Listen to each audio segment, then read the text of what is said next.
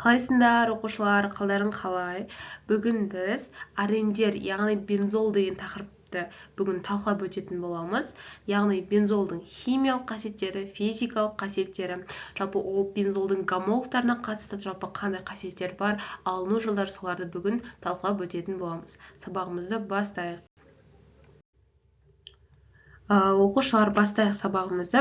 Бірінші жалпы арендерді тақырып жазып қояйық. Арендер немесе арендерді кейде ароматты қосылыстар деп атаймыз. Оны не үшін ароматты деп атаймыз? Өйткені аромат дегеніміз не? Яғни оның белгілі бір иісі бар, яғни ароматы бар деп тұр. Яғни бензолдың болсын, толол, ксилол деген сияқты қосылыстарды мысалы қазір біз лабораторияда алып көретін болсақ, олардың өзіне тән иісі болады. Сондықтан бұндай көмірсутектерді ароматты көмірсутектер деп атайды екен. Енді ароматты көмірсутектер. Енді бізде арендер, яғни ароматты көмірсутектер, олар бізде тұйық тізбекті және де үш қос байланысы болатын жалпы қосылыстарды біз арендер. Енді соның ішінде бізде бензол деп атаймыз. Міне мына жақта құрылысы көрсетілген. Міне бұл бізде бензолдың құрылысы. Яғни тұйық тізбекті. Тұйық деген сенен барлығы тұйықталып тұр, тұйық тізбек түзіп тұр. Енді бұларда не болады? Үш қос байланыс болады. Үш қос байланыс болады. Және де үш дара байланыс болады. Дара байланыс және де негізгі көміртек саны 6 болады. Сонда арендердің жалпы ароматты көміртектердің негізгі жалпы формуласы CN H2N-6. Яғни бұл бізде жалпы ароматты көмірсутектердің негізгі формуласы болып табылады. Енді мынау бензолдың жалпы ашылу тарихына келетін болсақ, бізде жалпы бензолды алғаш рет 1825 жылы Фарадей деген ғалым ашқан болатын. Ғалымдарды жазып өтейік. Бізде 1825 жылы Майкл Фарадей деген ғалым бар. Мысалы, осы Фарадейге қатысты былай деп келуі мүмкін. Фарадей ашқан қосылыс, мысалы жоқ, жалпы неде бензол деп келмеуі мүмкін, мысалы есептің өзінде де. Фарадей ашқан қосылысты мысал ретінде гидрледі деген сияқты айту мүмкін. Сол кезде осы Фарадей деген ғалым жалпы бензолды ашқанын жалпы біліп жүріңіздер. Фарадей ашты. Сонымен қатар оның жалпы бензолдың құрылымдық формуласын, міне именно мынау құрылымдық формуласын бізде Кекуле деген ғалым ашқан болатын 1865 жылы. 1865 жылы Кекуле деген ғалым осы бізде бензолды ашқан болатын. Фарадей жалпы оның сондай ароматты қосылыс екендігін, тұйық тізбек екендігін, және де С6H6 деген оның формуласы бар екендігін Майкл Фарадей ашқан болатын.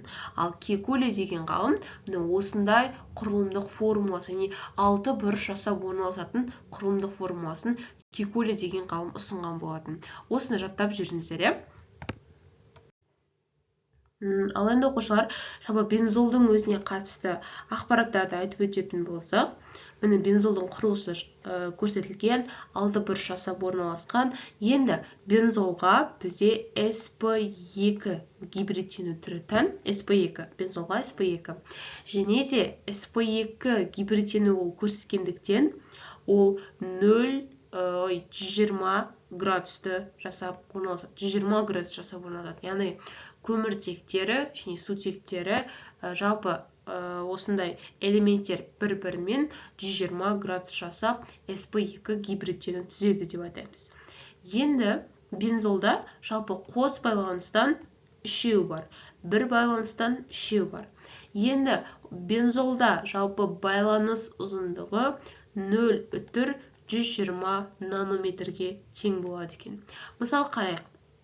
Бізде бір байланыс 0,154 нанометр. Қос байланыс 0,1134 нанометр. Енді қараңыздар, жалпы бензолда бір байланыста, қос байланыста болған екен, ол 0,154-ті де, 0,134-ті де көрсетпейді. Ол бензолдың өзінен бұл екеуінен басқа 0,120 нанометр деп аталатын жалпы байланыс ұзындығы, яғни осындай ұзындықты түседі екен. Соны жаттап аламыз, иә? Бензол sp2 гибридтену, және де 120 градус жасап орналасады, және де оның байланыс ұзындығы 0,120 нанометр деп атаймыз. Және өзіне тән 0,120 нанометр деп атаймыз. Енді қараңыздар, жалпы бізде бензол құрамында қос байланыс бар. иә? Яғни, қараңыздар, қос байланысы бар қосылыстар бізде қанықпаған көмірсутектер. Уже бір байланыс ол бізде қаныққан еді, ал уже қанықпаған дегендеріміз ол бізде қос байланыс, үш байланыс кезетін қосылыстарды айтамыз. Енді бағана бізде Кекуле осындай құрылысты ұсынды дедік. Енді бензол құрамында қос байланыс бола тұра, ол ешқандай да сапалық реакцияны көрсетпейді. Сапалық реакция көрсетпейді. Бірақ құрамында қос байланыс бар. Қараңыздар, сапалы реакция дегеніміз не? Ол бром суын түзендіруі, немесе калий перманганатының күлгін түсін түзендіру деген сияқты бізде сапалы реакциялар бар, иә? Бензол ондай қосылыстардың ешқайсысында жалпы түзендіру немесе сапалы реакцияларға мүлдем қатыспайды. Бірақ оның құрамында қос байланыс бар. Мысалы, қанықпаған көмірсутектерде алкен, алкин, алкадиен құрамында қос байланыс бар. Мысалы, алкен мен алкадиен құрамында қос байланыс бар. Ол қос байланыс бар, бірақ алкен, алкадиен олар бром суын түзендіреді, калий перманганаты ерітіндісімен әрекеттеседі. Ал бензолда да қос байланыс бар, бірақ ол ондай сапалы реакцияларға қатыспайды деп атаймыз. Сөйтіп, сол Кекуле деген ғалым осындай, енді кейбір ғалымдар айтты, Кекуленің жасаған құрылысы дұрыс емес, оның құрамында қос байланыс бар, онда ол не үшін сапалы реакцияларға қатыспайды, не үшін ол бром суын түсіндірмейді деген сияқты. Сөйтіп, көп ғалымдар осы Кекуленің осы құрылысын мақұлдамаған болатын. Бірақ кейін Кекуле қайтыс болады, одан кейін бірнеше жыл өтеді, уже 20-шы ғасырға қарай осы құрылысты әрі қарай тура осы күйінде қалсын, яғни ол құрамында қос байланыс бола ма, оны түсіндірмей ақ, оны осы құрылыста қалсын деп өте көптеген ғалымдар осы С6H6 деген жалпы құрылысты бензолды осы күйінде қалдырған болатын. Соны жаттап аламыз, иә? Мысалы, келуі мүмкін.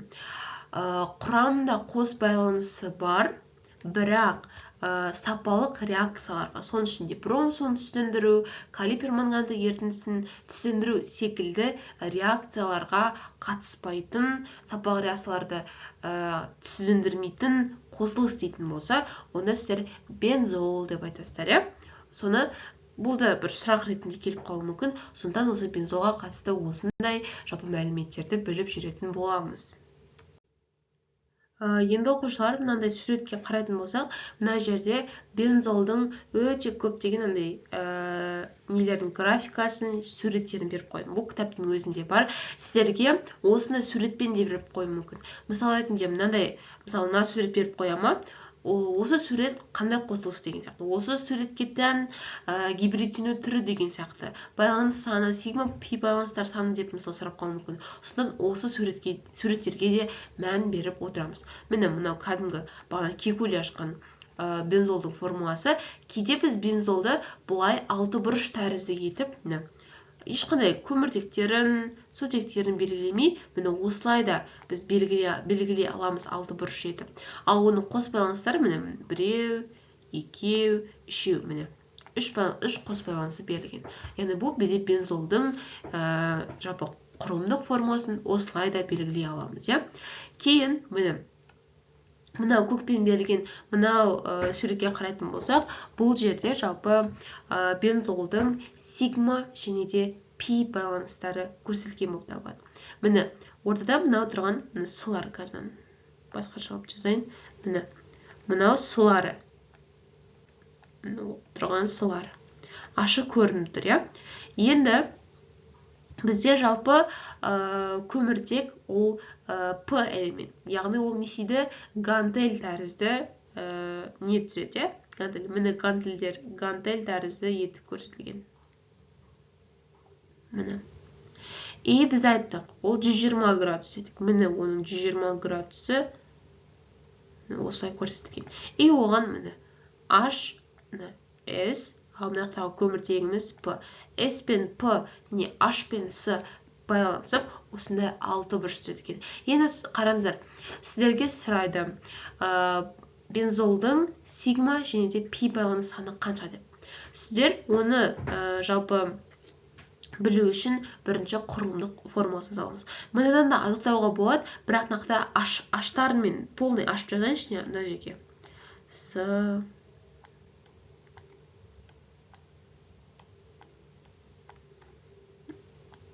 бір H міне.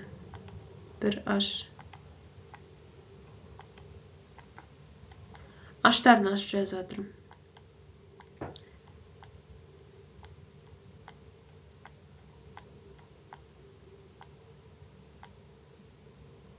Міне. Мына бензолдың ашып жазылған көрінісі неғып тұр. Енді бұны сигма және пи байланыстар сынайды. Яғни сіздер сигма мен пиді табу үшін оның толық ашып жазылған құрылымдығын салу керексіздер. Міне мынаны қарайтын болсақ, сигма дегеніміз бірінші тұрған байланыстардың барлығы. Міне қызылмен берілген 1, 2, 3, 4, 5, 6, 7, 8, 9, 10, 11, 12. 12 сигма байланысы бар екен. 12 сигма. Ал енді пи дегеніміз міне 1, 2, 3, екінші тұрған 3 пи байланысы бар екен. 3 пи байланысы. 3 пи байланысы. 12 сигма, 3 пи байланысы. Осылай міне ашып жазасыздар. Сіздерге қиын ретінде толуол сұрап қалуы мүмкін. Толуолда 15 ба сондай. Одан кейін ксилол, одан кейін кумолды сұрап қалуы мүмкін. Сол кезде осыны жаза алуларыңыз керек. Келесі, енді бізде жалпы ароматты көмірсутектер құрамында тұйық тізбек болатын қосылыстарды ароматты көмірсутектер деп атаймыз. Енді ароматты көмірсутектер екіге бөлінеді. Бір ядролы және көп ядролы. Бір ядролы дегеніміз, яғни ядро деген білеміз ғой, иә. Қараңыздар, ядро дегеніміз міне ортасында тұрған домалақ. Міне 6 бұрыш тұр. 6 бұрыш. Енді оның ортасына солна бензол екендігін анықтау үшін міне осы домалақ етіп сап қойды. Мынау не деп жүрмеңіздер, мынандай осындай сурет келетін болса. Бұл бізде жалпы мынандай ортасында қос байланыстарын дөңгелек етіп ядро ретінде сап қойған ғой. Сонда бұл бір ядролы. Ол бізде бензол. Бір ядролы ароматты көмірсутек бензол деп аталады. Ал енді көп ядролы, иә, 2, 3 ортасындағы жалпы ядролары 2 болатын болса, онда ондай қосылысты біз нафталин деп атайды екенбіз. Нафталин деген не екендігін біліп алыңыздар. Тек осы кітапта не тұр, сол ғана келеді. Мысалы, келуі мүмкін. Ароматты көмірсутектерде 2 ядролы ароматты көмірсутек дейтін болса, онда сіздер нафталин деп белгілейсіздер. Яғни осылай 2-6 бұрыш, 2 тұйық тізбек ішінде 2 ядросы болатын, ол бізде нафталин деп атайды екен. Келесі астында бензол молекуласының электрондық құрылысы берілген. Міне мынау сурет келіп қалуы мүмкін. Міне мынада да міне эстер, міне гантель тәрізді. Эстердің гантелі тұр, и оған аштар жалғанған. Міне 6 бұрыш тізбегі тұр мынандай жерлерде. И мынау. Бұл да тура сондай, міне 6 бұрышы тұр. Эстар тұр мына жерлерде, аштар жағам тұр. Міне осындай суреттерді жаттап, көздеріңізбен жаттап алыңыздар, кейін осы кесе білмей қалмаңыздар, иә. Енді мына жерде бензол, міне мынандай құрылысы көрсетілген. И міне қараңыздар, мына ортасындағы мындай байланыстар бар емес пе? Соны міне ядро ретінде көрсетуге болады. Домалақ ретінде міне осылай да салуға болады. Бағанаға жайдан 6 бұрыш салуға болады.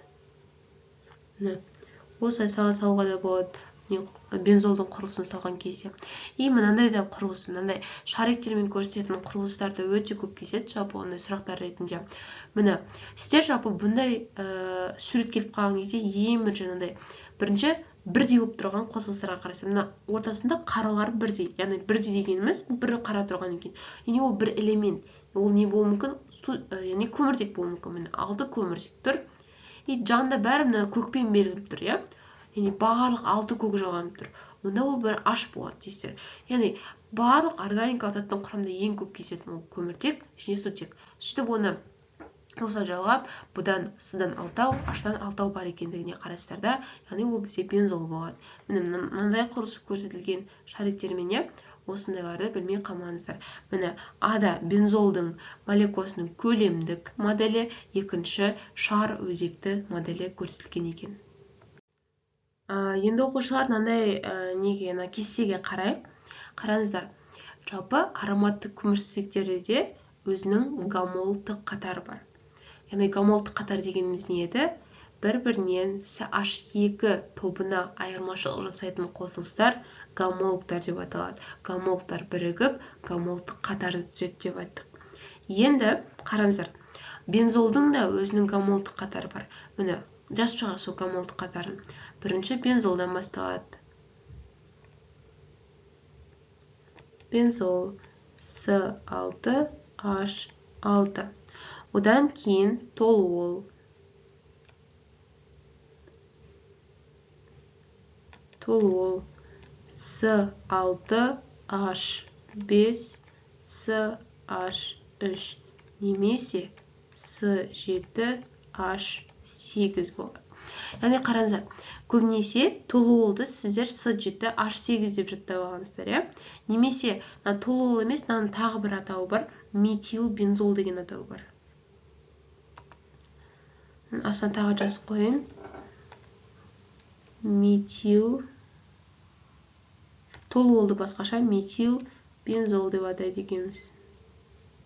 Метил бензол, толуол, иә? Яғни метил бензол, яғни толуолда сіздер С7H8 деп жаттағансыздар.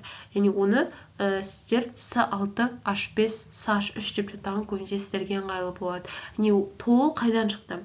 Бензолға бір метил деген радикалдың қосылуынан пайда болды. Мына жерде H6 еді, бір H-тың орнына метил жалғанды, и сол 6-дағы бір H-тың орнын басқанда 5-еу қалады. Сонда С6H5, CH3 болады.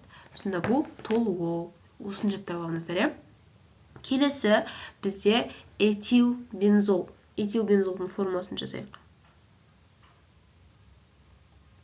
Этил бензол.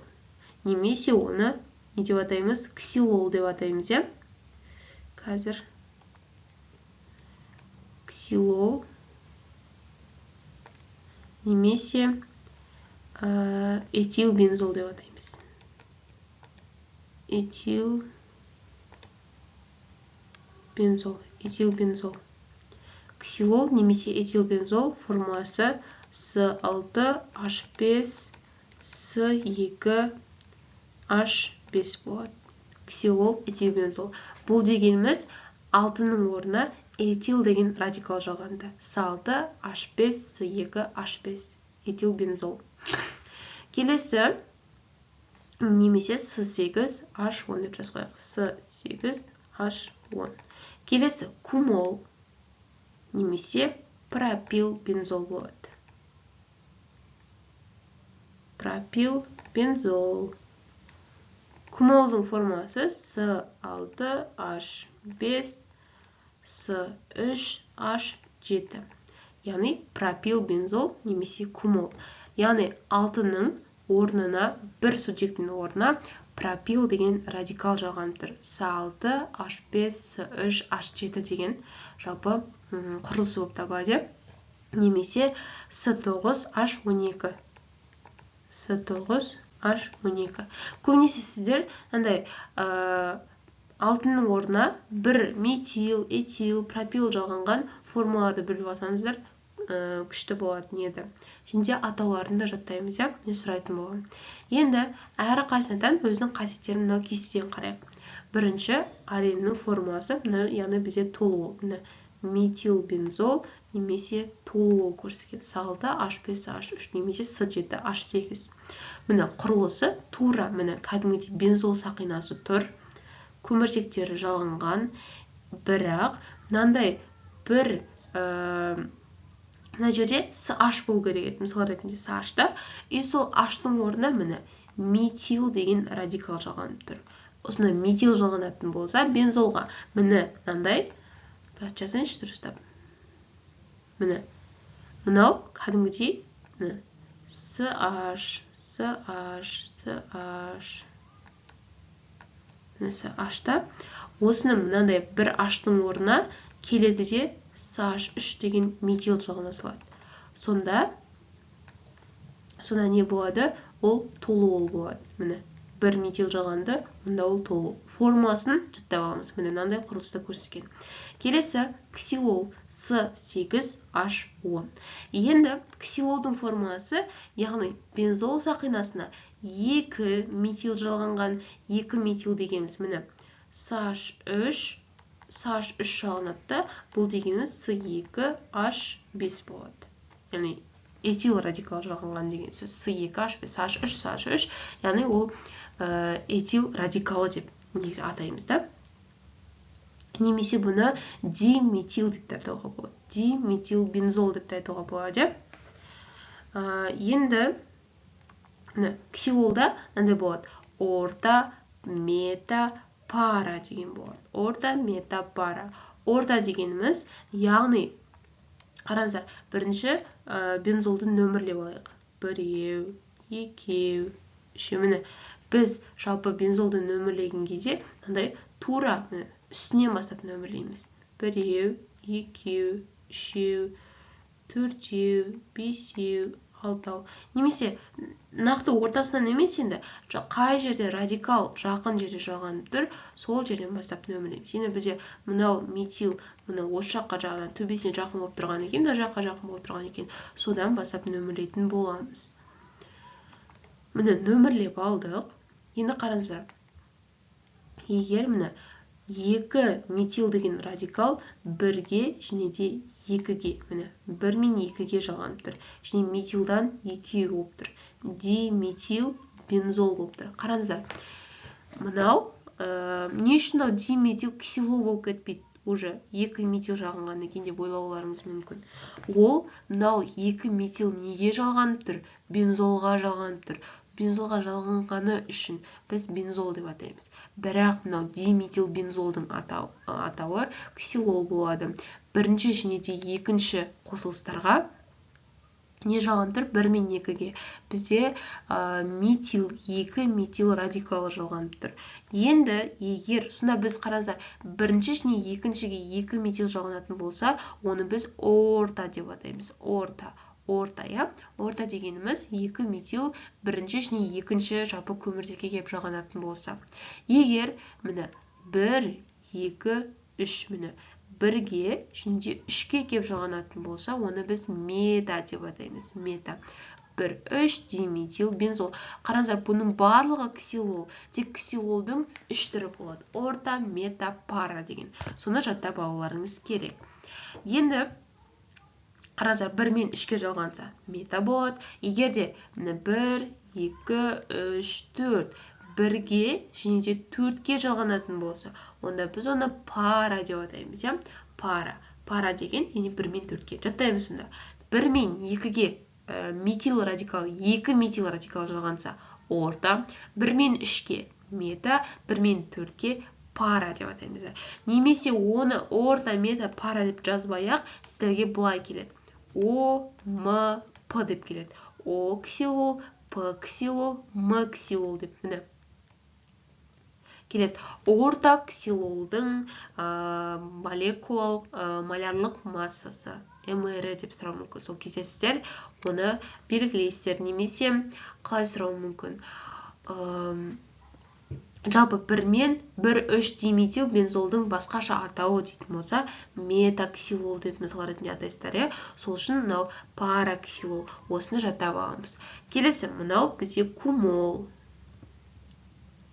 Кумол C9H12 немесе пропил бензол. Пропил дегеніміз C3H7 деп аталатын радикал бензол сақинасы жалғанып тұрса. Міне бензол сақинасы тұр. Оған міне пропил деген міне пропан С3H8. Ал пропил істеу үшін не істейтін едік? Бір H-ты алып тастайтын едік, иә? Яғни, оны біз алкил деген, сол алкандармен қосып өткен болатынбыз. Яғни, пропан бірден алып тастасақ, пропил болады сонда. Пропил бензол. Қараңыздар, пропил бензол нормаль деген сөз. Нормаль пропил бензол болады. Ал егер бізде изопропил бар. Изо дегеніміз, мынау просто пропил былай ортада не болып орналасады? И жандарына кеп, мынау метилдар шалған жандарына кеп орналасады. Оны біз изопропил бензол. Бұл да кумол, мынау да кумолдың жалпы формуласы. Тек мынау изопропил дегеніміз, мына кәдімгі пропил болса, міне сылары былай орналасады. Ал изо дейтін болса, міне сылары міне былай и былай орналасады. Изопропил. Бұл осыны біз кумол деп атаймыз. Аттарын жаттаймыз. Толуол, ксилол, кумол формуласымен бірге. Енді оқушылар мынау жалпы арендерге, жалпы ароматты көмірсутектерге қандай физикалық қасиеттер тән екен сонда айтып жіберейік. Бірінші, жалпы бізде ароматты соның ішіне бензолға қатысты, немесе оның гомологтарына қатысты қандай физикалық қасиеттер тән. Бензол және оның гомологтары бізде сұйық заттар, өздерінен иісі болатын заттар, және де олар суда ерімейді, бірақ көптеген органикалық заттарда еритін заттар табылады екен. Және де олар отқа қауіпті деп атаймыз. Яғни оны отқа қарай неғатын болса, өте жалын, өте үлкен жалынмен жанып кетуі мүмкін деп атаймыз. Яғни адам үшін қауіпті, иә? Сон бензолдың өзінің иісі бар. Жалпы бензолды солай отқа қарай неғатын болсақ, онда сондай жанып кету қаупі бар деп атаймыз. Келесі, бензол гомологтарының салыстырмалы молекулалық массасының өсуіне байланысты, яғни гомологтар өскен сайын, олардың қайнау температуралары не істейді екен? Бізде қайнау температура уже өсе бастайды екен, иә? Міне мына кестеде қарайтын болсаңыздар, бензолда 80 уже, толуол 110, 130 уже қараңыздар, қайнау температура не істейді? Көтеріліп жатыр уже. Ал балқу ол төмендеп жатыр. Міне 5-5, минус уже минус кетіп жатыр. Енді осылайша біз осындай қасиеттері бар. И тағы да бізде бензол, толуолдың көп мөлшері басты айналдыратын, жүректі айнытатын және кейбір ауыр жағдайларда уланудың арты өлімге дейін жалпы алып келуі мүмкін. Яғни бензолдың андай иісімен жалпы қатты біз ескейтін едік қой, соны өте көп мөлшерде ескеп қоятын болсақ, оны соңы өлімге дейін апарады екен. Біз жалпы химияда, енді бұл неге қатысты емес, егер де сондай лабораторияда жұмыс істейтін болсаңыздар, кейін болашақта, университеттің өзіне барған кезде кез келген затты жай мұрынмен иіскей бермейміз. Оны жай қолымызбен несеміз? Былай желпілдейміз мұрнымызға қарай.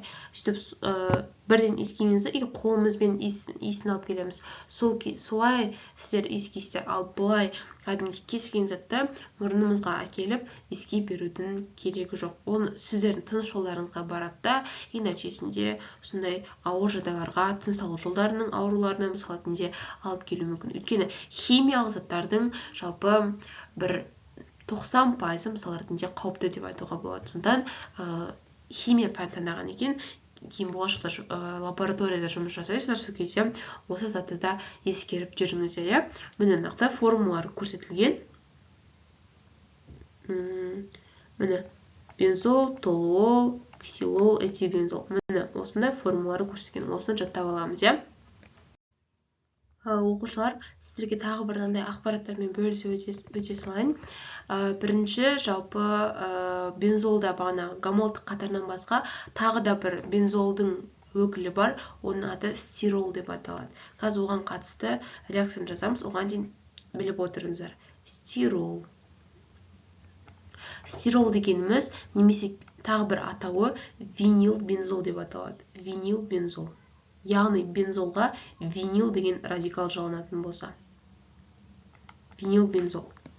Яғни, қандай болады құрылысы? Кәдімгі бензолдың несі құрылысы. И осыдағы H болады ғой, бір H-тың орнына түсіндіңіздер, иә? Оның бана радикалдардың қай жағынатындығын. Бір H-ты өшіп тастаймыз да. Міне, H-тың орнына міне винил деген радикал S2H3 деген. SH2. Яғни винил дегеніміз SH2 немесе S2H3 деп білеміз ғой, иә? Егер осыған бір көміртекке осындай винил деген радикал жағылатын болса, бұның атауы стирол немесе винил бензол болады. Осында бір қарап өтіңіздер. Енді сіздердің тағы бір жаттайтын нәрселеріңіз ол жалпы бензолдың радикалдарын жаттау. Радикалдары. Міне, бензолдың радикалы. Радикал дегеніміз не еді? Яғни, міне, метанның радикалы метил.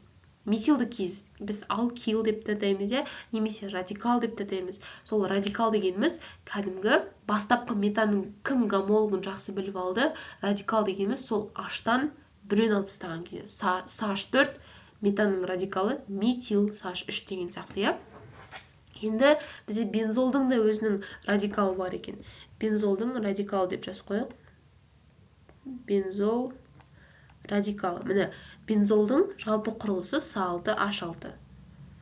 S6H6. Енді оның бензолдың радикалы қалай болады? Бағана айттым, метанның радикалы метил.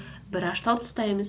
Бұдан да тура сондай бензолдың радикалын жасау үшін бір H-ты алып тастаймыз. S6H6-тан бір H-ты алып тастасақ, S6H5 қалады. S6H5. Енді бұның атауы фенил деген не болады? Атау басқаша болады енді. Фенол деп ойлап қоймаңыздар, жалпы атауы осы S6H5 деген атауы фенил. Қараңыздар, бағана осындай радикалды жалған жатыр қой. Мына тура сондай фенил деген S6H5 деп осы жалған алады, мысалы ретінде қосыстарға. Сонда бензолдың радикалы фенил деп аталады. Және де толуолдың да жалпы толуолдың да радикалы бар. Соны жазып өтейік. Толуол. Толуолдың радикалы бізде мынандай болады. Біз бағана былай деп айттық. Толуолдың формасы S6H5 SH3. Бұдан да не істейміз? Бір H-ты алып тастаймыз. S6H5 SH2.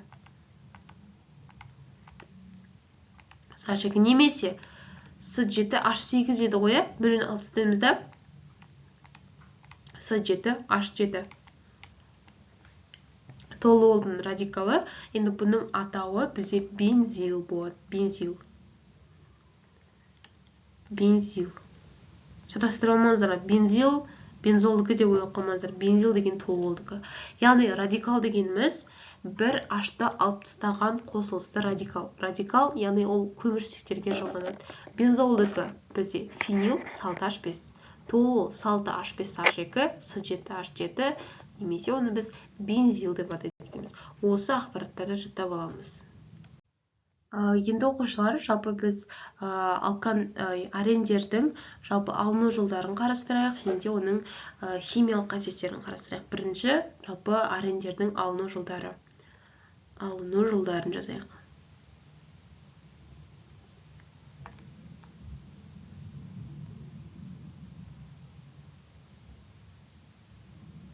Алыну жолдары. Алыну жолдары, ең бірінші біз алкандарды ароматтау. Яғни дегидрлеу. Яғни хром 2O3-тің қатысында алкандарды ароматтау дейік. Қазір мен құрылысын жазам. Мен бірінші алкан жазам.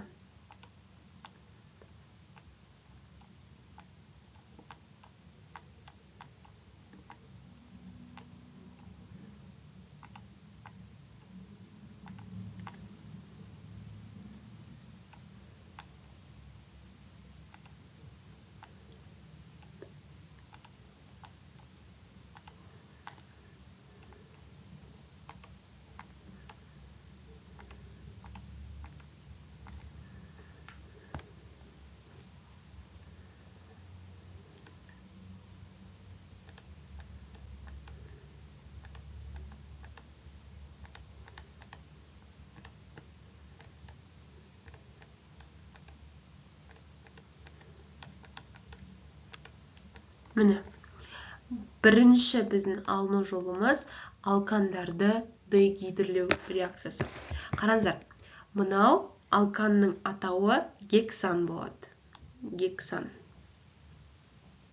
Қазір ойлап қоймаңыздар, мынау не үшін 6 бұрыш тұр? Гексан деген ол түзу сызықта болмайтын бет деп ойлап қоймаңыздар. Мынау қараңыздар, мен мынау екі ненің арасын қосып қойған жоқпын, мынаны қосқан жоқпын мен. Міне, мына өшіріп тастаймын. Екі соңындағы көміртектің арасын қоспадым. Яғни бұл тұйық тізбек болып тұрған жоқ. Міне, жай ол мынандай құрылыс тұр. Міне, былай салатын болсам, міне. Міне, мынаның екеуінің арасы қосылып тұрған жоқ. Яғни бұл кәдімгі мынандай ұзын тізбекті алкан. Тек мен ол мынау бензол, сол алкандардан бензол шығару үшін соған сәйкес етіп 6 бұрыш жасайтындай етіп қойып қойдым, бірақ мен ондан 6 бұрыш тұйық тізбек жасаған жоқпын. Яғни мынаның арасын қосқан жоқпын. Ойлап қоймаңыздар, мынау не үшін 6 бұрыш тұр? Бұл алкан еді ғой деп. Яғни, қараңыздар, бізде алкандар жалпы ароматты қосылыс, соның ішіне бензолды түсу үшін алкандар да сол 6 бұрыш жасап, бензол 6 бұрыш қой, алкандар да сол 6 бұрыш жасайтындай етіп уже икемделе бастайды. Міне, кәдімгі мына гександы алайықшы, мысалы кәдімгі. Қазір өшіріп тастайын. Көміртекте, сутектен жазайын, мысалы. 5-еу, 6-ау. Мына былай. Бензол дейік, плюс H2. Қараңыздар, мына H-тары бар. Гексан. Гексан, қараңыздар. Егер гексан осындай құрылысты болып бензол түсетін болса, мына бензол түзу үшін ол кішкене ыңғайсыз, икемсіз. Ол бірден түзу тізбектен, андай қараңыздар, түзу тізбектен бірден 6 бұрыш жасап кету ыңғайсыз мынау. Қараңыздар, бір көміртектер қатармен 6. Мен одан бірден 6 бұрыш жасап кете алмаймын. Сол үшін мынау алкан, именно осы ароматты бензол түсетін гексан, ол 6 бұрыш түсуге ыңғайлана бастайды, икемделе бастайды мынау 6 бұрыш түсу үшін. Сол үшін мынау екеуінің арасы, міне, мынау екеуінің арасы қосылып тұрған жоқ. Сондықтан мынау 6 бұрыш түзіп тұрған, түзейін деп тұрған, түзіп тұрған жоқ, түзейін деп, мына тұйықталып тұр. Сондықтан бұл гексан. Мынан жалғанып тұрған жоқ, бұл гексан болады. Яғни біз оны дегидрлеу, яғни H2 бөлу арқылы хром 2O3-тің қатысында бензол деп аталатын жалпы ароматты көміртек жалпы алады екенбіз. Енді мынаны өшіріп тастайын. Түсіндік қой, гексаннан ойлап қоймаңыздар, пентаннан не үшін алмаймыз? Не үшін бутаннан алмаймыз? Өйткені бензол С6, H6. Яғни біз алканның С6 өкілінен аламыз. Пентаннан ала алмаймыз. Сонда гексаннан ғана аламыз бензолды. Келесі, әрі қарай, мысалы гексан, уже гексаннан кейін гептан кетті. Гептаннан енді бензолдың гомологы толуолды аламыз. Міне гептан деген тура осындай жалпы құрылысты болады да. Сөйтіп одан толуол алынады мысалы ретінде. Гептаннан кейін октан, октаннан уже ксилол алынады деген сияқты. Одан кейін келесі 9-шы өкілінен уже кумол алынады деген сияқты осындай кете береді. Қараңыздар, гексанның гомологынан бензолдың гомологын аламыз. Тура солай құрылысты болады. Келесі екінші жалпы не? Циклогексан және оның туындыларын дегидрлеу. Зелинский деген ғалымның реакциясын жазатын боламыз. Екінші. Зелинский реакциясы. Бізде өте көптеген ғалымның реакциялары бар. Шатастырмай бәрін жаттаймыз. Зелинский деген ғалым, яғни циклогексаннан бензол алатын реакция. Яғни бұл жерде уже тұйық тізбекті циклогексаннан аламыз. Мынада алканнан алдық, ал Зелинский деген ғалымның реакциясында жалпы циклогексаннан аламыз. Цикла алкан мен бензолдың ароматтық қосылыстардың айырмашылығы не? Екеуі де 6 бұрыш. Бірақ цикл алканда қос байланыс болмайды. Ол қаныққан көміртек. Құрамда бір ғана байланысы болады.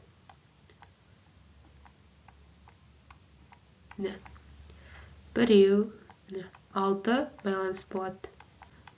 H2, H2, H2. H2-лер орналасқан, одан біз осы Зелинский деген неде мен бензолды былай жаза берсем қарсы емессіздер деп ойлаймын, мынандай құрылыс ғой. Просто осы жазған қазір маған ыңғайлы болып тұр да. И плюс H2. Қараңыздар. Сонда Зеленский деген ғалымның реакциясы бойынша циклогексаннан бензол плюс H2 аламыз. Бұл формуланы біз неден де өттік? Циклоалкандарда да өттік. Немесе мынаны реформинг деп атайды кейде. Реформинг реакциясы немесе Зеленский деген ғалымның реакциясы болып табылады. Яғни Зеленский бойынша циклогексаннан бензол плюс H2. Яғни циклоалкандарды дегидрлеу арқылы ароматты қосылыстарды алады екенбіз. Енді циклогексаннан бензол плюс H2 алады. Просто мынау үзілетті нәтижесінде бензол плюс H2 алады. Енді қараңыздар, тағы да бізде не бар? Циклогексанның гомологы, яғни метил циклогексан бар. Содан біз толуол плюс H2 аламыз.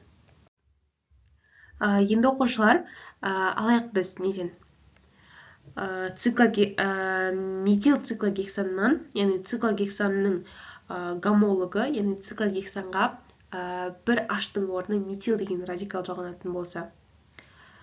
Қазір кәдімгі циклогексанның өзінің құрылысын жазайық.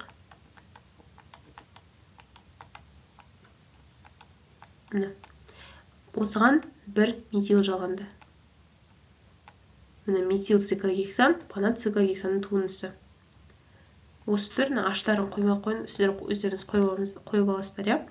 Енді мен осыдан метил циклогексаннан Зеленский бойынша толуол аламын.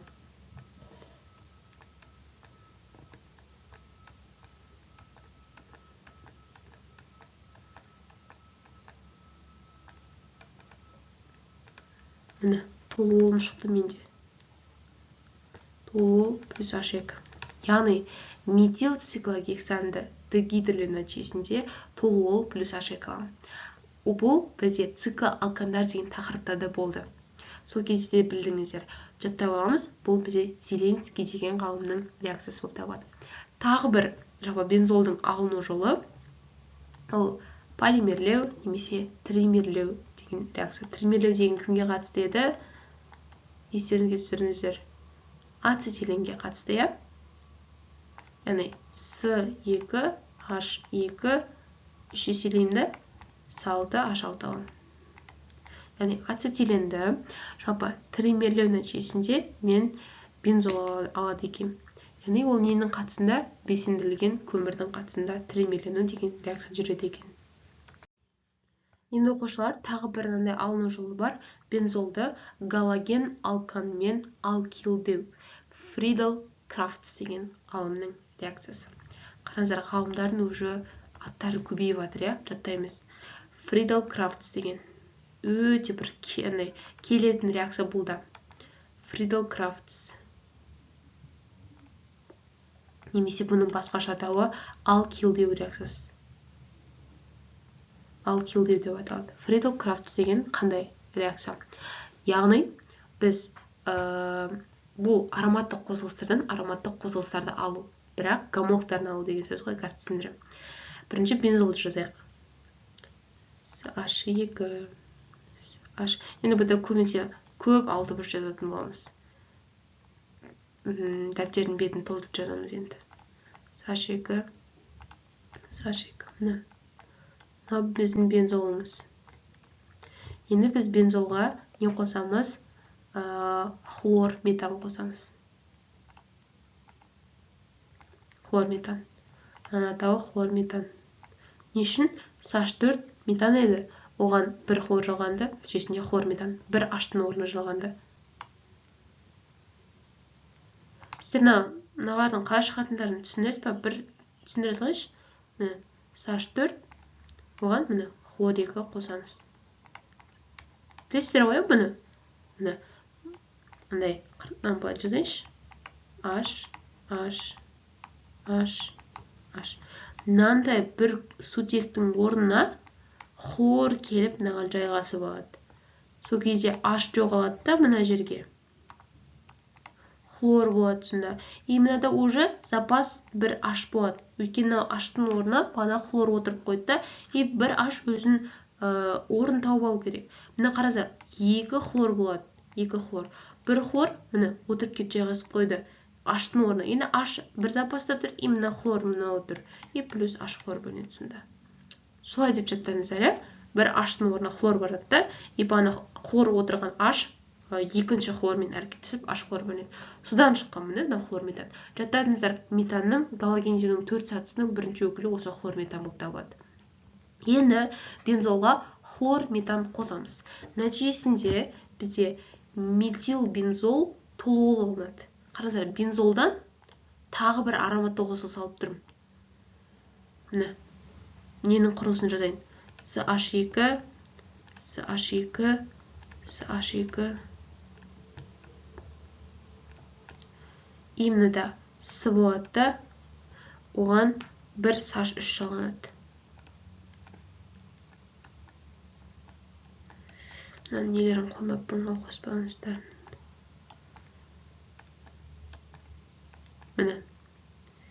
Міне, толуол мынаның атауы.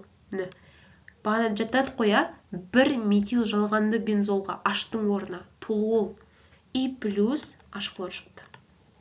Қараңыздар, бензолға CH3 хлорды қостым, толуол плюс H хлор. Бұл қалай шықты? Бірінші қараймыз. Бензол тұр, кәдімгі С6H6-мыз тұр. Енді мынада CH3 бар и хлор бар. Екеуі бөлек-бөлек орналасқан. Енді бір несін ішіне тұр, бірақ қазір олар бөлек-бөлек кетеді. Мына қараңыздар. Мына жерде CH болады мынада бір. Біреу, екеу, үшеу, төртеу, дұрыс. Тоғыз мынандай болады қазір. Мына бір байланыс үзіледі да, мынаған бір H. CH болады мынада дұрыс. Осылай болады. Қараңыздар. Бензолға CH3 хлор жалғанда. Яғни мына жерде H екеу бар емес па? Міне, мындай ғой, былай деп тұр. Былай деп тұр. CH2, міне осы жағым тұр. Енді осының бір H-ына, міне CH2 біреуіне келіп метил деген, міне, мынау метил кеп жалғанады. Міне, H-тың орнына метил міне жалғанды. Міне жалғанды.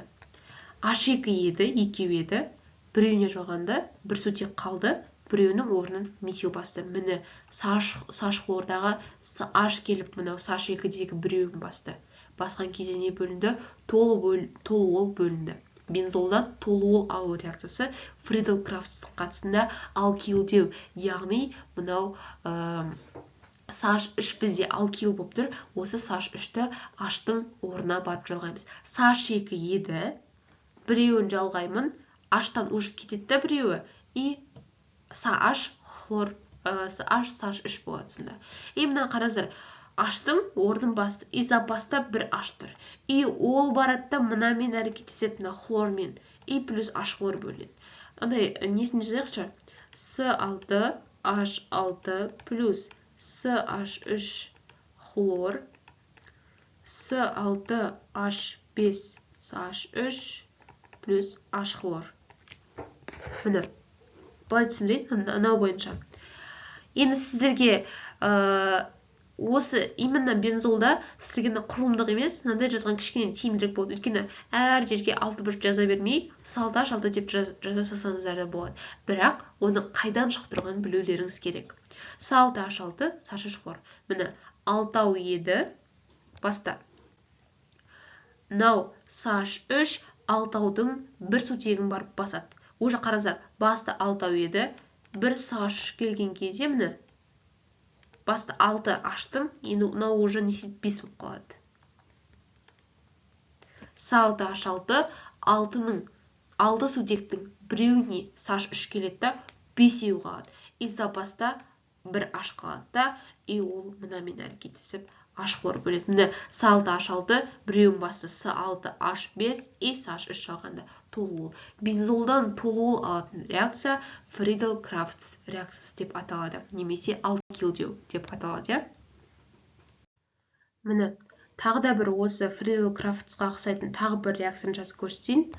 Бензолға енді не қосайық? пропен қосайық. Жоқ, бұл Фридель Крацқа қатысы жоқ. Бағана біз саш3 хлор қостық қой, иә? Мынада енді біз пропен қосамыз. Былай несін жазайын? Былай жаза берейін. С6H6-ға пропен. Пропен дегеніміз С3H6. С3H6-ны қосатын болсақ, бізде не бөлінеді? С6H5, С3H7 бөлінеді. С3H7 бөлінеді екен. Енді бұның құрылысын жазайық. Міне. Бензол. Аштармен жазған ыңғайлы болады. CH2, CH2, CH2. Міне CH2-лерін орнаттым. 1, 2, мынақты 3. Міне, осылай бізде не тұр? Бензол. Енді біз оған пропен. Пропен немесе пропилен. Пропен ен дегеніміз құрамында бір қос байланысы бар. CH3, CH, CH2. Мынаның атауы пропен немесе пропилен. Ен деп тұр, құрамында бір қос байланыс бар. Енді қараңыздар, осы жерде пропен бар емес па? Мынау бір H-тың орнын келіп басады. Бір H-тың орнын келіп басады. Сонда не істеп тұр?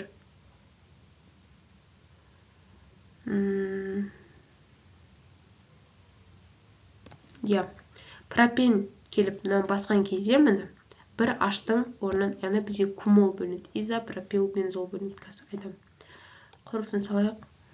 Бензолы осылай сала берейін. Мынаған CH, CH2, CH2. Қараңыздар, мынау пропен бар емес па? Мынақтағы бір H-тың орнын кеп, сондай бөлініп тұр. H-тың орнын басты, міне кумол бөлінді. Бағана кумолдың несін өттік қоя? Кумол. Яғни, міне пропен бір H-тың орнына барды, нәтижесінде кумол изопропил бензол бөлінді. Міне формуласы С6H5, С3H7 болады. Қараңыздар, бұл жерден бұлай деп жазуға да болады кумолды, немесе С9H12. Астына тағы бір жазайыншы. С6H6. Мында құрылысын жазған кезде осылай жазған сіздерге ыңғайлы болады. Міне 6, 3, С9 болды. 6, 6, H12. С9, H12. Мынау пропил бензол. Міне. Яғни кумол шығып тұр. С9, H12 кумол. Міне. Мынау бір ненің орын барады. Бір сутектің орнын. Оған С3 пропил деген радикал басып тұрады. Сонда бұл изопропил бензол кумол алынып тұрсында. Келесі тағы біреуін не өтейік? Этил бензолды дегидрлеу. Мынаны жазып алсаңыздар, астын өшірем. Бірінші этил бензолды дегидрлеу. Этил бензол. Этил бензол дегеніміз, яғни этил деген радикал жалғанып тұр.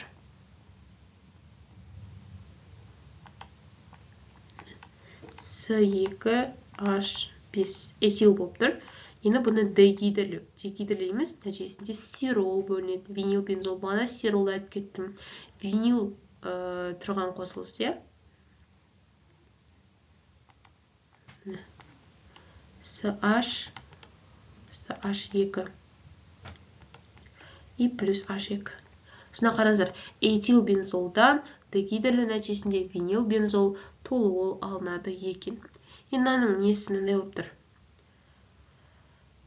С6H5, С2H5, С6H5, С2H3, С2H3 қой, винил деген, и плюс H2.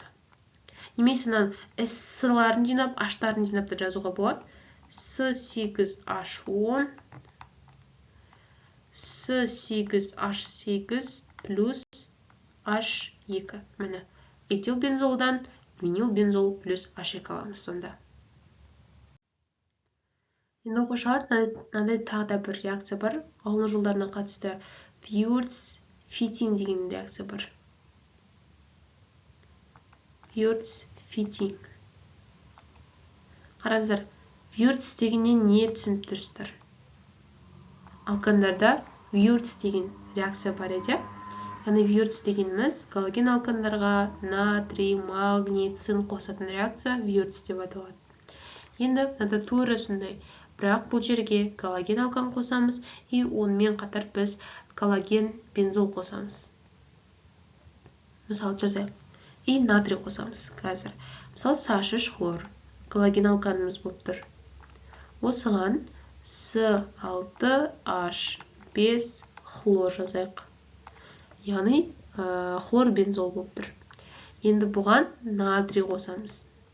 Тек бізде Wurtz дегенде С3H6-ға натрий қосатын едік қой, ал уже Wurtzқа Fitting деген жаланатын болса, міне Fitting, мысалы фенол, фенил, С6H5 фенил деген радикал тұр, и оған хлор жаланып тұр. Уже Fitting дейтін болса, уже С6H5 хлорды қосатын боламыз. Енді бұл қалай жүреді?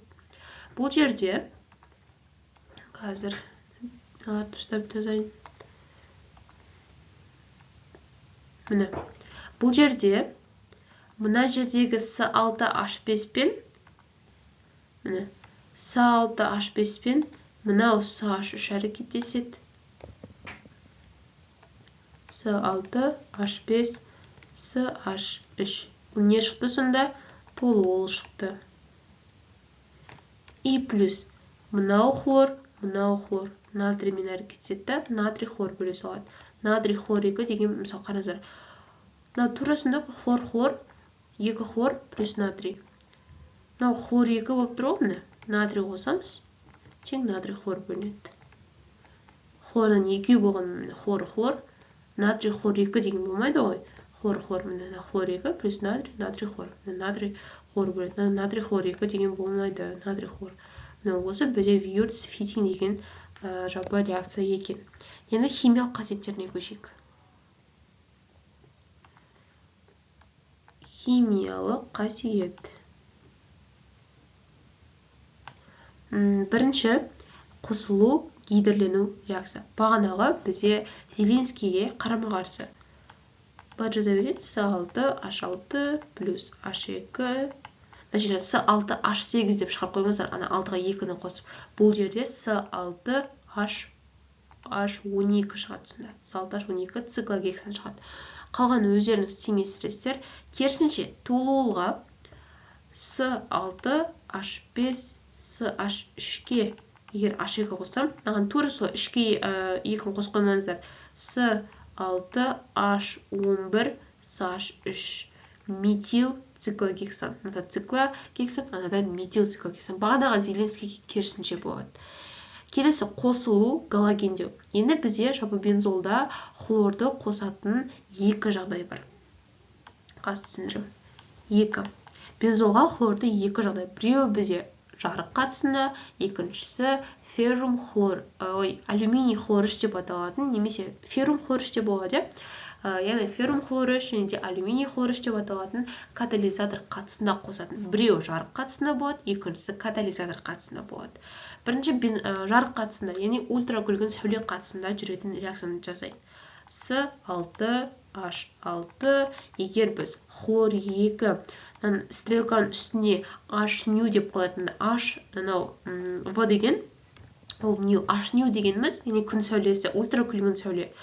Осы жас қояды, мысалы, айтуы да мүмкін, бензол ультракүлгін сәуле нәтижесінде қандай қосылып түседі деген сияқты. Сәйкестендіруде кезетін мысалы бұлар. Сонда бұл жерден бізде С6H6 хлор 6 бөледі. Хлордың саны уже 3 еселеніп кетеді. С6H6 хлор 6. Хлор 6. Оның алдына 3 қоятын боламыз сонда. С6H6 хлор 6. Бұның атауы бізде гексахлоран деп аталады. Гексахлоран. Енді бұл құрылымдығын жазайық. Бұл қаяқтан гексахлоран болып кетті, немесе гексациклогексан деп атаймыз. гексахлорциклогексан. Мынаны өздерің жазыңыздар. Гексахлорциклогексан. Құрылысын жазайық бұның. Баста. Сашекі.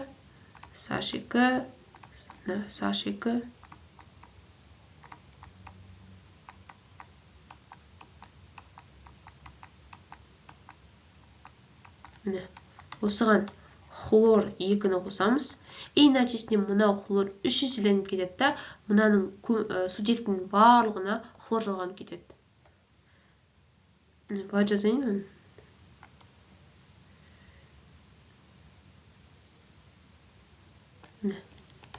Бәріне хлор жалғанады. Уже хлордың саны 6 болған екен. 6 нені бәрі бір сутектен алады да, 6 хлор жалғанып кетеді. Салда, H6 хлор 6 болады. Просто хлор 3 еселеніп, гексахлоран немесе гексахлорциклогексан. Тұйық тізбек уже циклогексан болып кетті. Мынаның арасындағы қос байланыстар үзетті, бір байланысқан алады. Ал бір байланыс бар көмірсек, ол бізде циклоалкан болып табылады. Соны жаттағаныздар, яғни H-ню қатысында салда H6 хлор 6 гексахлоран бөлінеді екен.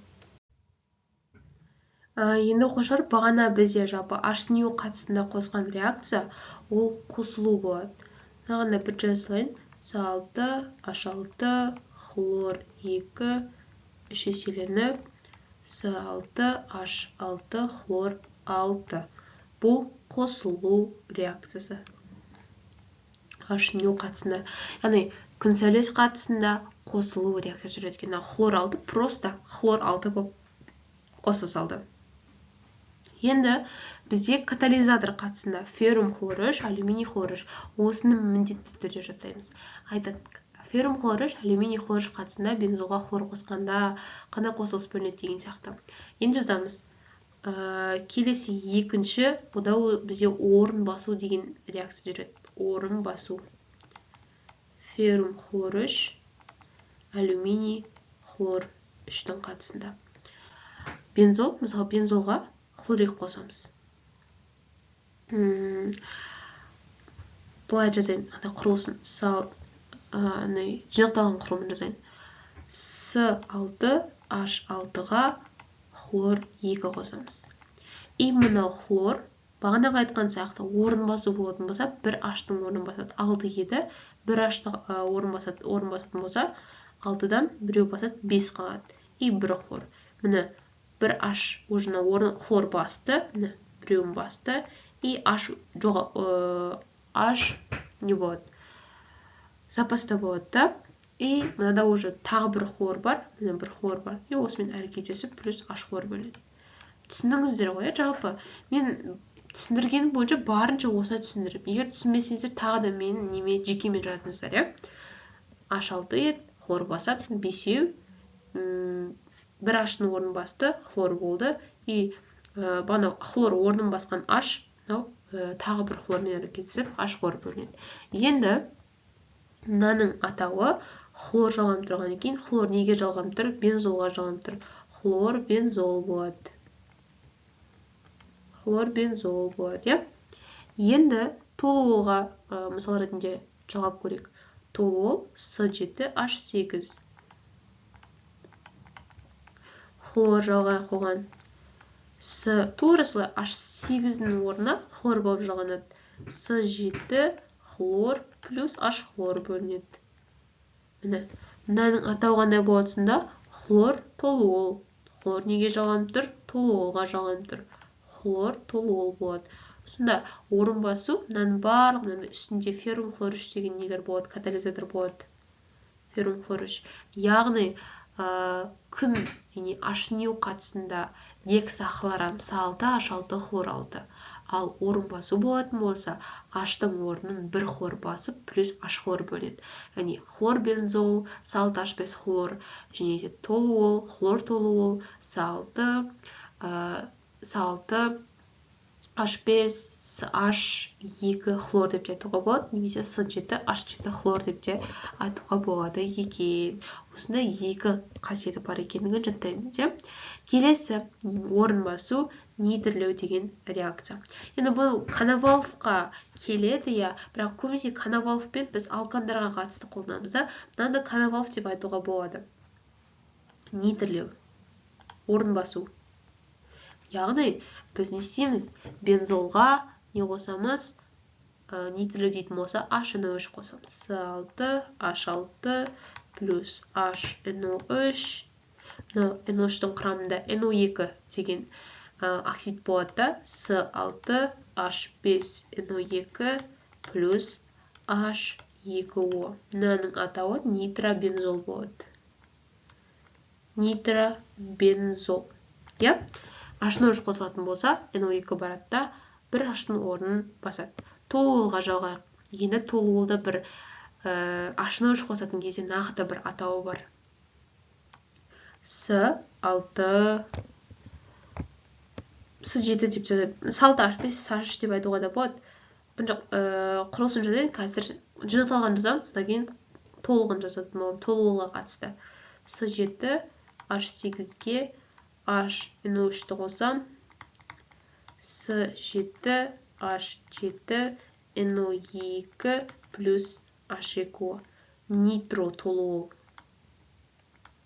Толуыл деп те айтуға болады. Бірақ көбінесе нитро толуыл деген бұған келмейді. Бұның қазір атауы бар. Қазір нитро толуыл деп атаймыз бұны. Нитробензол қазір атауы тротил ТНТ деп атаймыз бұны атауын. Бағанағы ненің толуылға нитрлеу реакциясын толық ашып жазып көрсетейін сіздерге. Толуыл салайық.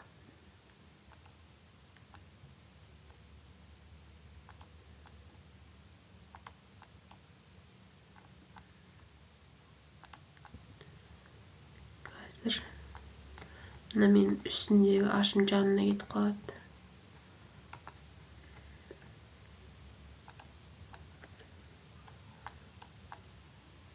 Имнаған CH болады да, мынада жалғанып тұр.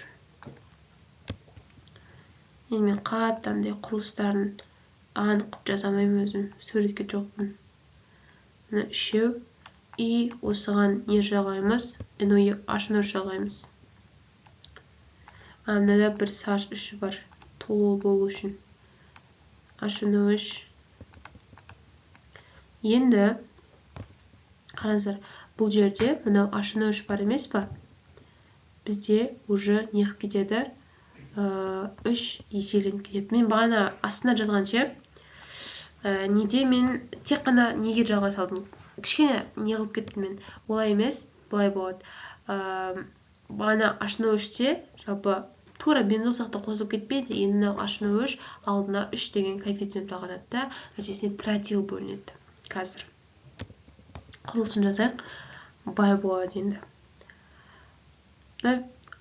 Несін бай жазуға да болады. Ортасындағы сақинасын ше, қана CH деп жазатын болсаң көбейіп кетеді. Еще шатасып кетеді. Енді мынаған NO2 жалғаймыз. Мынаған NO2 жалғаймыз. Және де қараңыздар, сіздер көбісі жанынан мынандай қосылыстарды көресіз, керісінше жазылған. Мысал ретінде CH3 бола ма? И өмірі мына бетте H3S деп жазып қояды. Білесіздер ме осыны? Не үшін бұлай жазып қояды? Бұл жай ғана өзінің сондай бұрынғы кездерде өстіп жазатын болған негізі.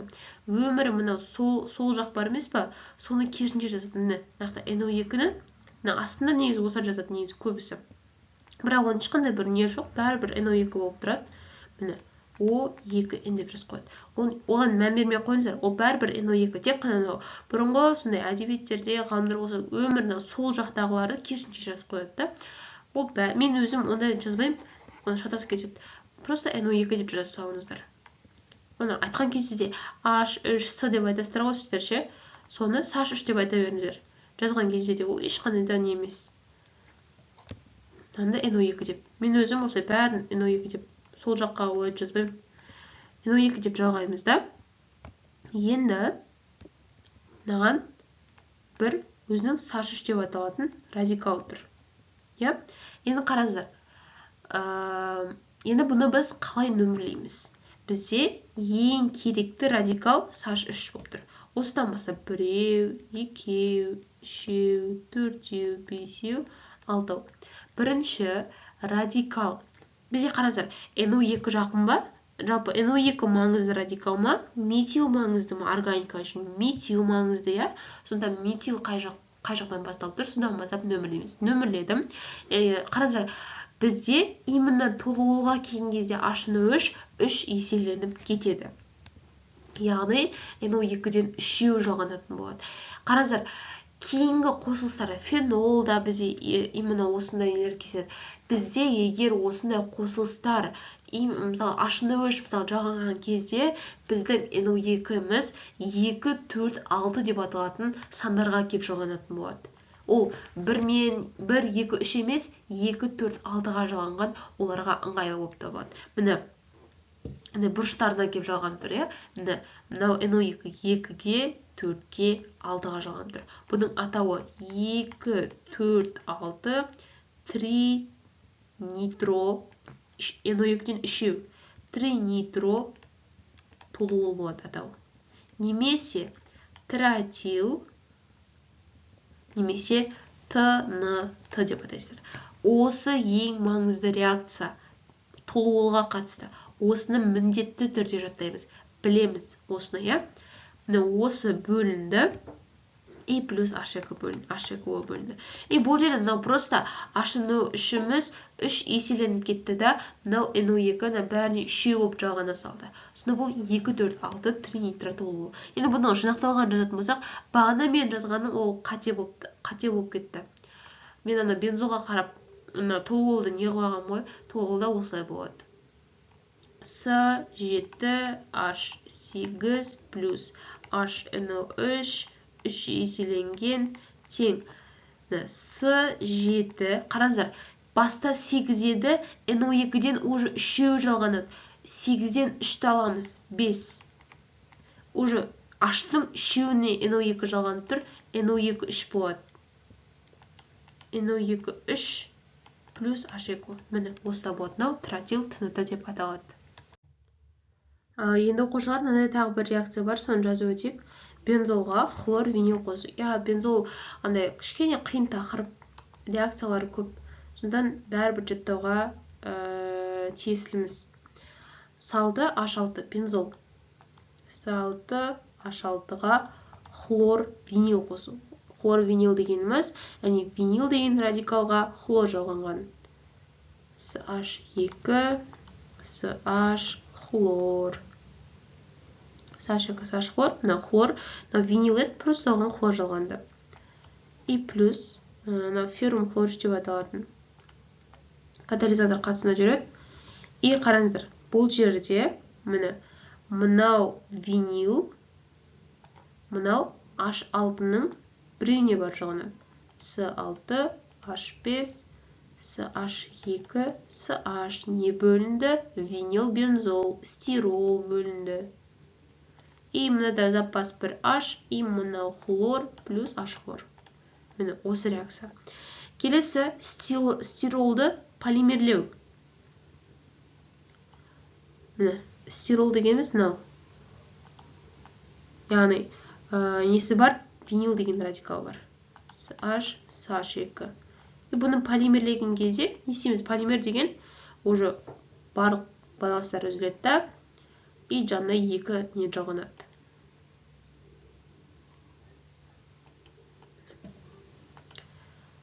Бір CH, CH2, міне. Осылай, мынау бізде полистирол деп аталады. Стирол полимерлесе, поли деген сөз қосылады да, полистирол бөлінеді. Полистирол. Келесі, мынау бензолды сульфирлеу деген негізі химияда-ау, бірақ жазып қоя берейін енді. С6, H6-ға H2SO4 қосу. Бұны қосқан кезде мынандай бөлінеді. Бензол. Одан не болып кетті. Оған мынау бір неге SO3 H H и плюс H2. Бұл дегеніміз мына H2O4 міне SO3 тұрда. И мынада қараңыздар. Мынадан нәтижесіне өнімде HSO3 бөлініп тұр сонда. HSO3 радикал ретінде бір жағылып тұр. Баста H2O4 деді. Мынада уже бір не? Баста H2. Мынада біреу, мынадан оттек. OH қалды. Қараңыздар. Мына жерде осында H пен O қалды. И одан HSO3 болып бір радикал жалғанды. И H-тың алтауының біреуіне жалғанды, и бесеу. Мынада бір запас H. Осы H, HO әрі кетіп, міне H2O бөлінді деген сияқты. Осы бізде сульфирлеу деген реакция екен. Мен былай жазайын, енді S6, H6, H2SO4. Енді S6, былай жазайын, S6, H5, HSO3, немесе плюс H2O, е? Немесе мұнаны былай жазуға болады. H-тарын қосып жібереді. S6, H5, 1H, 5H, 1H. 1H бар ғой? 6SO3 деп айтуға. Енді бұның атауы бізде бензол сульфо қышқылы деп аталады. Бензо сульфо қышқылының атауын жазып алыңыздар. Бензол сульфо қышқылы деп аталады. Түсіндіңіздер ғой, е? HSO3, мынада O мен H қалды, мынаның H и H2O бөлінді деп айтамыз. Оқушылар, енді қараңыздар, мынандай бір тағы бір қызық бір мынандай нәрсе бар. Мен баста айттым, е? Бензол ол ешқандай да бром суын, калий перманганаты ерітіндісін түзендірмейді дедім. Ол тек қана бензолға ғана қатысты. Ал бензолдың гомологтары түзендіре береді.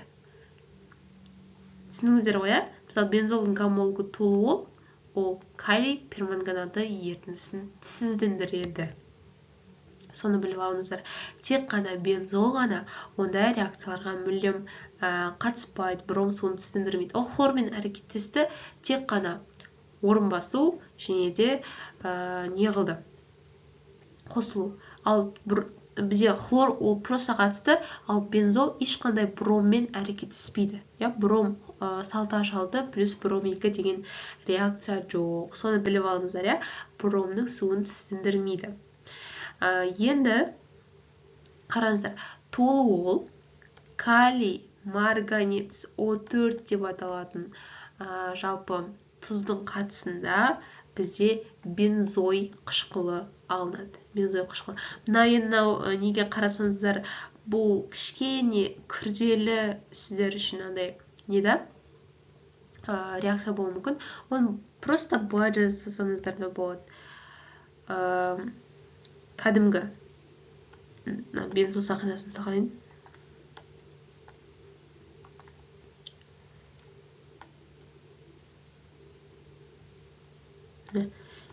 Толуол 1CH3 бар.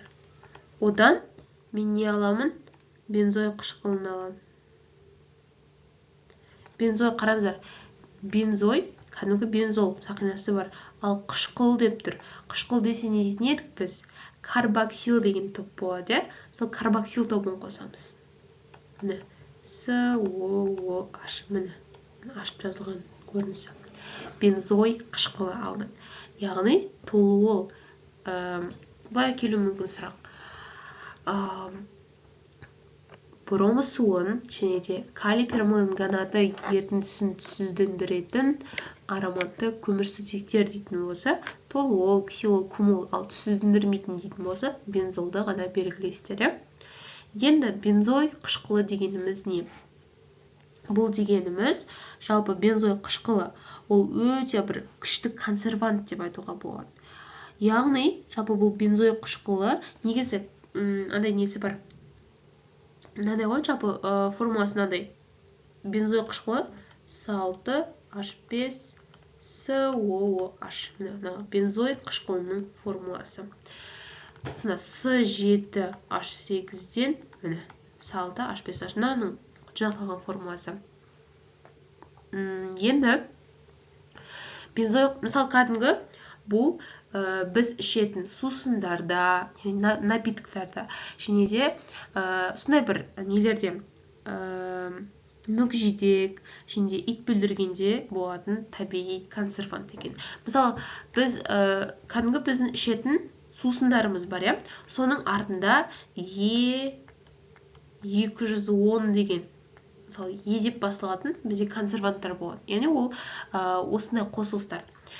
Яғни егер де сіздер сусындардың артынан Е210 деген жалпы осындай цифрды көретін болсаңыздар, яғни бұл сусынның құрамында бензой қышқылы бар деген сөз. Оның кез келген мысалы бір сусынды ашып қараңыздар, составында тұрады. Яғни Е216 деген сияқты сандар болады. Сол жерден сол сандар, яғни осының ішінде осылай консерванттар қосылған деген сөз. Егер 210 деген көретін болсаңыздар, онда ол бізде бензой қышқылы болады екен. Түсініңіздер ғой, иә? Бензой қышқылы. Міне мына суреті көрсеткен ақ түсімді қантқа, сахарға ұқсайтын сияқты, міне суреті бензой қышқылының. Осы суретте келіп қалуы мүмкін бензой қышқылы, иә? Бұлай келеді. Мүкжидек және ит бүлдіргенде кезетін табиғи консервант дейтін болса, бензой қышқылы, және сусындарға, шырындарға қосады дейтін болса, осы біз бензой қышқылын жалпы айтады екенбіз. Сонда бізде осымен аяқталды. Қараңыздар, толуолдың жалпы несеуі калий перманганаты ерітіндісін түсіздендіру нәтижесінде бензой қышқылы алынады екен. Немесе қараңыздар, бұны былай деп айтады. Толуол егер тотыққанда, міне ішіне былай о деп жазып қойған. Яғни толуол былай келеді. Толуол тотыққанда бензой қышқылы бөлінеді. Яғни мынандай болады ғой. С7H8 и просто төбесіне О болады. Оттегі ол қатыспайды, тек қана сол катализатор сияқты бұл процесті жүргізіп отыр. Яғни, былай дейді, толуол тотыққанда не бөлінеді? Бензой қышқылы бөлінеді. Ал бензол тотыққанда ештеңе бөлінбейді, өйткені бензол тотықпайды. Соны естеріңізге сақтап алыңыздар. Енді жалпы ароматты қосылыстардың қолдануын бір айтып өтейік. Бағана мен ТНТ, тротил дедім ғой, соның да бір қолдануын айтып жіберейін. Бізде жалпы тротил дегеніміз қопару жұмыстарында көбінесе қолданылады. Туннель, шахта, метро деп аталатын жалпы құрылыстар бар емес па? Соларды салуда жалпы бізде ТНТ, бағанаға тротил. Толуолға ашынуыш қосқан кезде 2,4,6 тринитратолуол деген қосылыс сондай құрылыстарға қолданады. Ал жалпы ароматты көмірсутектер неге қолданылады екендігін қарап өтейік. Бірінші, өсімдіктердің аурулармен, зиянкестермен күрес заттары дейді. Аурулармен, зиянкестермен күрес заттары. Міне, сол кезде ароматты қосылыстар.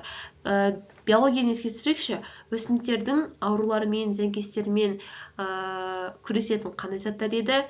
Пестицидтер еді. Пестицид деген түрі бар. Гербицид, фунгицид, инсектицид деген түрлері бар. Соның құрамында осы ароматты қосылыстар болады екен.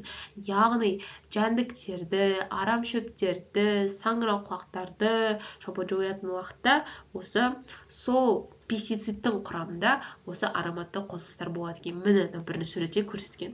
Екінші, бутадиен, 2 мен 7-де бутадиен стиролды көксағыс. Міне 2-де и 7-де. Бутадиен стиролды көксағыс. Міне, қараңыздар, мынау доп, иә? Мынау теннистікі, иә? Міне, сары болып тұрған. Мынау и міне доптар тұр, міне. Волейболдікі тұр, футболдікі тұр. Қараңыздар, осы теннистің добы бар емес па? Соны алдыңғы алкаден деген тақырыпта мен айтуды ұмытып кеттім. Алкаденде жалпы бізде не алынады еді? Көксағыздан резинке алынады еді. Сол резинкеден осы ең көп кездесетін осы не ғой? Сұрақта теннис добы алынады дейді. яғни тейс кәдімгі доп, ол да резеңке. Ал сол резеңке неден алып тұр? Көксағыздан. Ал қандай көксағыз? Бутадин, бүріш деп аталатын көксағыздан алып тұр деген сияқты, иә. Сол ең көп кездесетін сұрап қалуы мүмкін. Теннис добы жасалатын материал деп мысал ретінде. Сол кезде көксағыз деп белгілейсіздер, иә. Мынада да тура осындай. Құрамында бутадин стиролды көксағыздан алынады екен. Келесі 3 пластмасса алды, міне. Пластмасса. Бағана айттық, иә, стиролды полимерлеп полистирол аламыз деді. Яғни полистиролды да біз онымен қоса полистирол бар осы бензолдың үшін, бензолда. Одан кейін біз алкиндерді өттік, иә. Қандай біз полимерді өтіп жатырық, соның бәрі осындай жасанды өнімдер, пластмасса алды. Кәдімгі біздің ішіп жүрген не бар емес па, бутылка. Соны да бізде жалпы неғуда осы нелер полимерлер қолданады екен. Енді 4-8 синтетикалық талшықтар дейді. 4 пен 8. 4 и 8. Синтетикалық талшық дегеніміз, міне, пакеттер, яғни синтетикалық заттар, иә? Пакеттер, кәдімгі біздің күнделікті қолданып жатқан заттарды айтамыз. 5 қопарғыш заттар, міне қопарғыш заттар және де 6 еріткіштер. Кейде бізде бензол немесе басқа да ароматты көмірсутектер еріткіш бола алатын қасиеті бар екен.